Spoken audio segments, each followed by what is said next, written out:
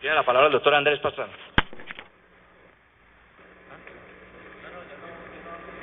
Muchas gracias, señor presidente. Honorables senadores, señores ministros.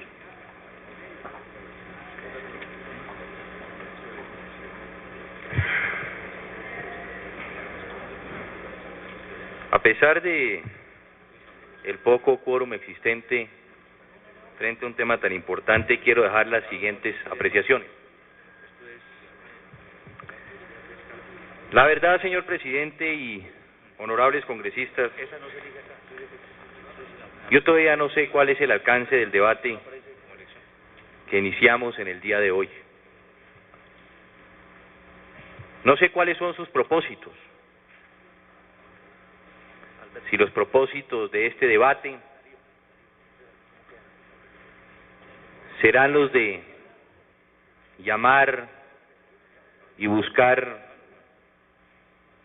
responsabilidades políticas frente a los ministros que actuaron en el Consejo de Seguridad.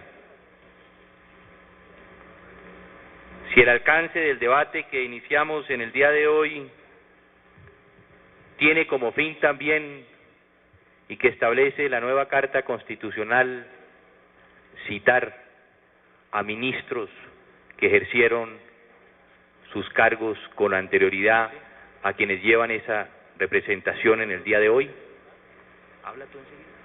Si el alcance del debate que nos estamos planteando, si en esta sesión de preguntas y respuestas va encaminada a hacer aplicación del ordinal noveno del artículo 135 de la nueva Carta Constitucional con relación al procedimiento de aplicación del voto de censura que se establece en la Carta Constitucional. Mi posición y la posición del grupo político que represento es, señor presidente y honorables senadores, el de plantear varios interrogantes. Es la manera de informarnos y ese es el procedimiento que nos va a permitir a nosotros sacar las mejores conclusiones. Trabajemos a manera de laboratorio. Elaboremos una hipótesis con lo que muchos colegas han expresado en diversos medios de comunicación, que es el voto de censura. Porque curiosamente, esas mismas voces que se oyen en los medios de comunicación son muy pocas veces esas voces las que se oyen en la plenaria del Senado. He oído a muchos colegas solicitar la aplicación del voto de censura, insisto, en esos medios y muy pocos hacerlo aquí en la plenaria. Pero insisto, trabajemos a manera de elaborar esa hipótesis de aplicar un voto de censura. La inquietud que se ha venido planteando con relación a lo que tiene que ver con el incidente, llamémoslo, con el respeto de los colegas de la catedral, ¿hacia dónde lo queremos enfocar? ¿Hacia dónde lo queremos encaminar? ¿Hacia dónde vamos a llevar, si se me permite, los tentáculos de este problema? ¿Hacia un ministro? ¿Hacia varios ministros? ¿Hacia varias instituciones que han sido las encargadas de ver con el tema que hoy estamos tratando? Porque lo que sí debemos dejar claro, a mi modo de ver, y lo que quiero anotar en el día de hoy, es que todas las determinaciones que fueron tomadas en el Consejo de Seguridad, presidido por el señor Presidente de la República, fueron decisiones, a mi modo de ver, y por los informes que hemos podido conocer de los honorables ministros, fueron decisiones con criterios de unanimidad. En ese Consejo estaban representados varios ministros del despacho. Por lo tanto, esas son las precisiones que tenemos que hacer antes de entrar al debate que nos compete en el día de hoy. Otra sería la pregunta si lo que queremos hoy los senadores es estrenar el ordinal noveno del artículo 135. Si lo que queremos nosotros es estrenar el voto de censura, que hay que hacer claridad, que no es simplemente hablar de él, sino que tenemos que tener en cuenta que frente a este voto de censura, la Constitución Nacional ha sido clara frente a los procedimientos para que pueda entrarse a su aplicación. Este no va a ser un problema de procedimiento. Esta es una decisión que tiene efectos en primera instancia sobre la opinión pública nacional. Una opinión pública que hoy se encuentra escéptica, una opinión pública sensibilizada y una opinión pública que hoy también se encuentra confrontada en una crisis de pesimismo. Pero también tenemos que tener en cuenta que cualquier decisión que salga de esta corporación tiene también implicaciones frente a la opinión pública internacional. Yo diría que en este momento, y para desgracia nuestra, Colombia se encuentra en una interdicción ética.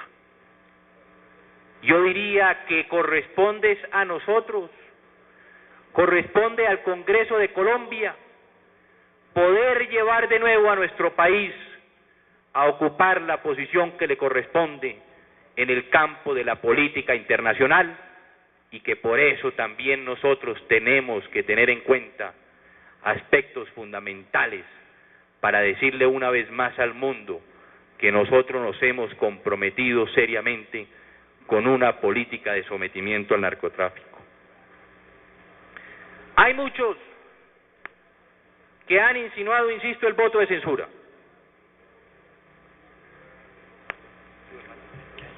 Hay muchos que han venido planteando, insisto, esa posibilidad. Pero yo creo que sería error grande creer que lo que está a estudio nuestro, creer que lo que está a estudio de esta corporación es el audaz, es el sigiloso acto de fuga de 10 reclusos de la catedral. Hay que precisar hacia dónde iría ese voto de censura. ¿Sería acaso contra el acta de sometimiento de los narcotraficantes? ¿Aplicar ese voto de censura? ¿Qué es lo que ha permitido que la justicia colombiana comience a investigar, a analizar y a profundizar en las pruebas, en los juicios que se tienen?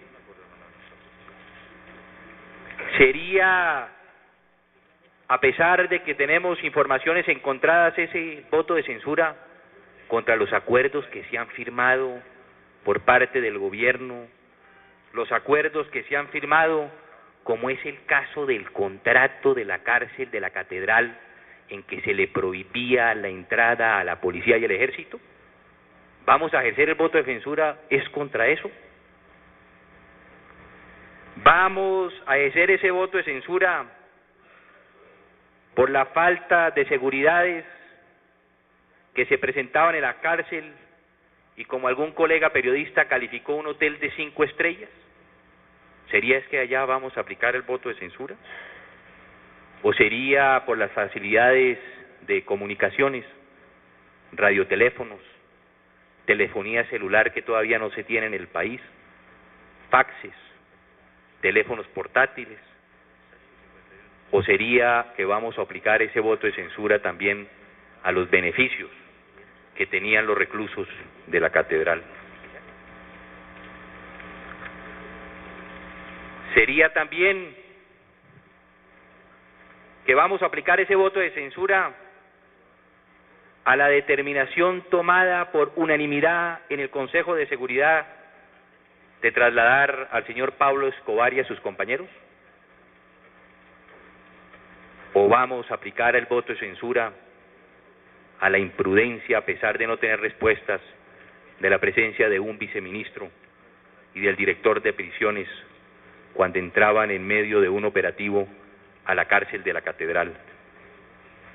¿O será que vamos a aplicar el voto de censura por los retardos en los operativos, no obstante, como nos lo ha señalado el señor ministro de Defensa, haber dado la orden con anterioridad?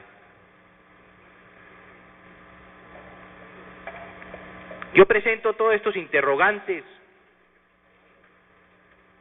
porque creo que en materia de tanta responsabilidad y trascendencia, materia además que nos une a tratados internacionales, como ha hecho claridad aquí la señora ministra de Relaciones Exteriores, entre otros, algunos de ellos pendientes de ratificación por parte del Senado de la República, se preste a equivocaciones, se preste a malas interpretaciones. Como tuve oportunidad de decirlo ayer, este no es un debate contra el gobierno, este no es simplemente un debate contra unos ministros, este es un debate contra el país, y por eso tenemos que buscar la claridad que hoy están esperando todos los colombianos. Yo ayer dije, utilizando posiblemente la frase de ese gran parlamentario Winston Churchill, que el Parlamento es el fiscal de la nación. Y precisamente como fiscales, la primera obligación que tenemos es de conocer las informaciones, de conocer a fondo todos y cada uno de los documentos que nos ha querido presentar el gobierno nacional, de investigar y de analizar cada una de las intervenciones que han hecho los señores ministros del despacho, porque después de tener, a mi modo de ver, ese completo análisis de la información, pueda el Congreso de Colombia, podamos nosotros, los senadores de la República, entrar a ejercer la otra función que otorga la nueva Constitución, como es la de ejercer funciones de jueces. Funciones como la de juzgar a los altos mandatarios o a los altos funcionarios del Estado, o funciones también que se desprenden de la nueva Constitución, de ejercer esa potestad de juicio, a través de aplicar o no, insisto, el ordinal noveno del artículo 135, es decir, el voto de censura. Yo celebro, señor presidente, que frente a las inquietudes y los planteamientos presentados en el día de ayer por algunos congresistas, hoy la mesa directiva de la corporación haya tomado la determinación de nombrar voceros de los distintos partidos, movimientos y agrupaciones políticas representadas en esta corporación.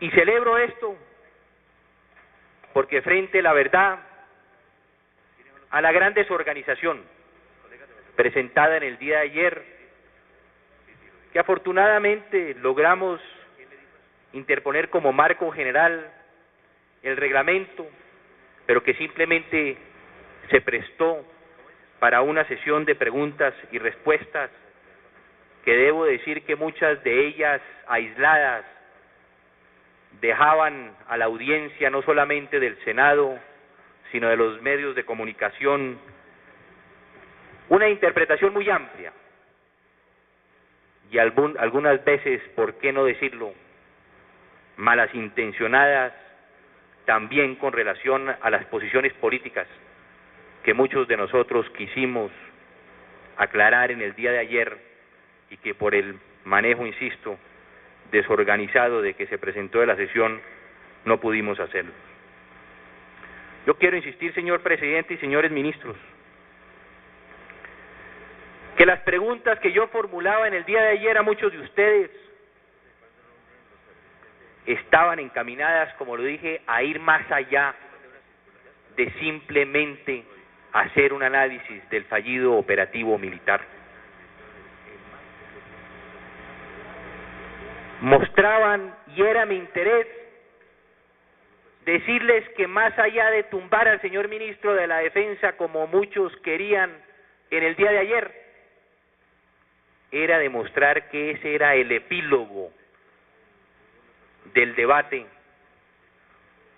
y que no era el prólogo, como era lo que esperaba yo frente a las respuestas que hacía y solicitaba de los distintos ministros que estaban aquí presentes.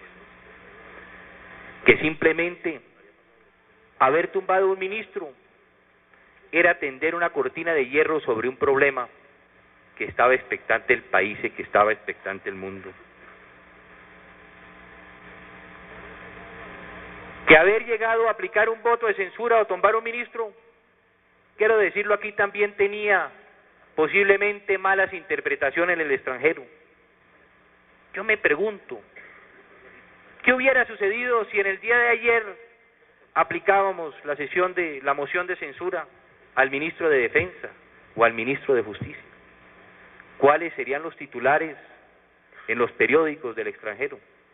Posiblemente algunos de ellos dirían: el Congreso de Colombia tumba ministro por montar un operativo para capturar a Pablo Escobar. Se podría presentar a esas malas interpretaciones.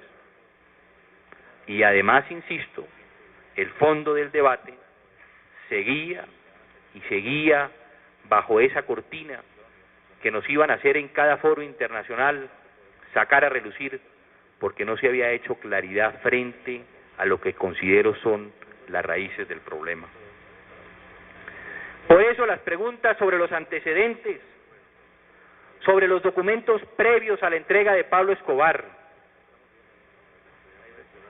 sobre las obligaciones que existieron para la aplicación de esa política de sobrecimiento, sobre la forma de la selección de los guardianes, sobre la prohibición de la policía y del ejército de entrar a la catedral, buscaban simplemente recuperar el contexto histórico en que se desarrolló esa política de sometimiento a que ya se ha referido ampliamente el señor ministro de Justicia, y en el cual también hay que hacer claridad, tenía que ver mucho con el desenlace real del operativo militar y de los acontecimientos que se presentaron.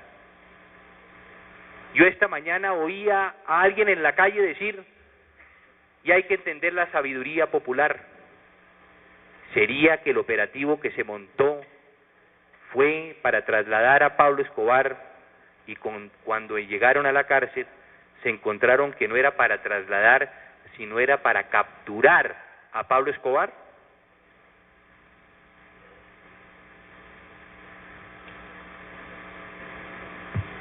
Las preguntas que hicimos con relación a la situación y a las condiciones carcelarias, las preguntas que le hice al señor ministro con relación a los sistemas modernos de comunicación que existían entre las cárceles, si se tenían control de ellos, las preguntas que hicimos con relación a los supuestos privilegios que tenían los reclusos de esta cárcel, de las casas o de los apartamentos a que hacía mención y que hoy confirma el ministro de Justicia, que existen edificaciones distintas y por fuera de la cárcel que al parecer estaban ocupadas por reclusos de la catedral. Las preguntas que hicimos, si fue verdad que se encontraron documentos y personal uniformado que estaba destruyendo la documentación o que estaban borrando los archivos de las computadoras. Todas estas preguntas, insisto, buscaban colocar en un contexto histórico esta política de sometimiento de la cual se ha venido hablando y que de una u otra manera, insisto, pudo tener situaciones que planteaban interrogantes sobre la posibilidad, insisto, del éxito del operativo militar en la cárcel de la Catedral. Como ven, honorables senadores, en mi caso todavía hay muchas o hay más preguntas que respuestas de 2 días de llevar debatiendo este tema en el Congreso de Colombia. La verdad, yo no buscaba que todas ellas fueran respondidas aquí, como en efecto sucedió, sino lo que aspiraba yo era situar al Senado de Colombia en la complejidad del asunto que estábamos tratando, que no era simplemente, insisto, hablar de un operativo, no era simplemente el tumbar unos ministros o un ministro, sino que debíamos y debemos comprometernos a fondo, no solamente a esclarecer, a buscar cada vez de una manera más amplia todo lo que sucedió en esa noche del 21 de julio para responder no solo al país sino ante el mundo. Yo creo que lo más importante para una democracia es que en ella impere la verdad, y a eso es lo que tenemos que llegar después de un análisis detallado en esta corporación.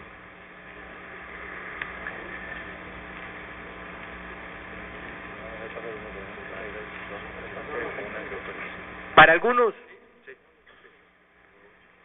la política de sometimiento a la justicia ha fracasado y por lo tanto debemos reconocer ante el mundo, debemos reconocer ante la comunidad internacional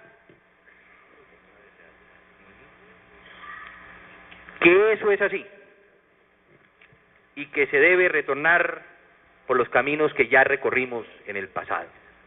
Digo, para algunos se tiene esta visión de la política de sometimiento. Hoy oía en alguna emisora de radio que el diario The Times de Londres decía en el día de hoy que no se le podía pedir a un país pobre como Colombia que enfrentara un problema y que tuviera en la cárcel a los poderosos de los carteles de la droga. Como quien dice, el editorial de ese importante diario británico lo que nos estaba diciendo a los colombianos era que no se le podían pedir peras al olmo. Yo quiero decir hoy aquí, un poco retrotrayendo lo que ayer le comentaba al senador Darío Londoño. Cuando propusimos e impulsamos la política de sometimiento, nos negamos a aceptar de que Colombia simplemente era un país mártir, a quien la comunidad internacional debía pobretear.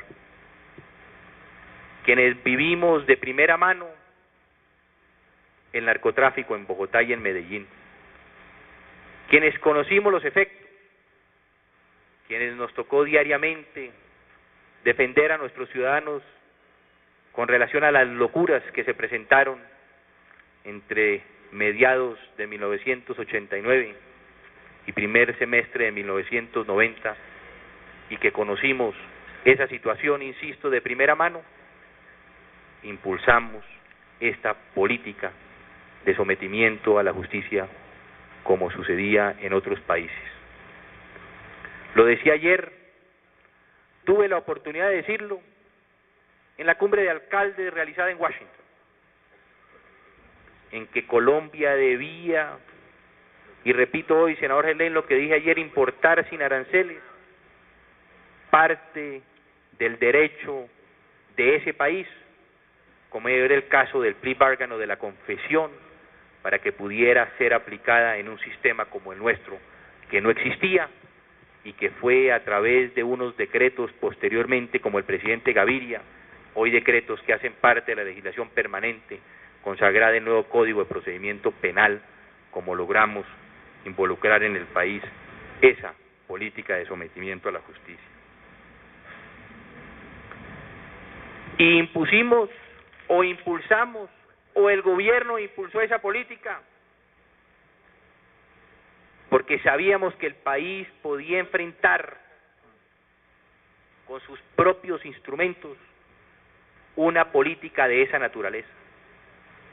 Yo decía desde esa oportunidad, desde el mes en que el gobierno del presidente Gaviria sacó los decretos de sometimiento a la justicia, que le correspondía a él demostrarle al mundo de que esa era una política que iba a dar resultados, que le correspondía a la justicia colombiana demostrar que también a través de este procedimiento podíamos juzgar a los narcotraficantes en nuestro país, que no era necesario, y hay que hacer claridad, aplicar la política de la extradición, porque nosotros los colombianos, a través de nuestras instituciones, a través de nuestro sistema judicial, podíamos lograr someter, porque no era simplemente hablar de la extradición con relación a unas personas, sino en su conjunto, defendiendo las instituciones y el país, que la justicia colombiana podía, y así iba a demostrarle al mundo, a través de esta política,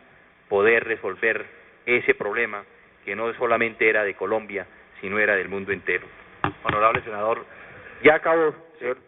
le quiero decir a todos los senadores que el término de cada intervención debe ser de 20 minutos, prorrogables por el presidente, pero como tenemos aproximadamente 15 oradores, vamos a pedir el favor que nos ciñamos a los 20 minutos. El doctor Pastrana en este momento lleva 25, ¿Listo? y dispone de 5 minutos más. No conocía, señor presidente. Bueno. Muchas gracias, señor presidente.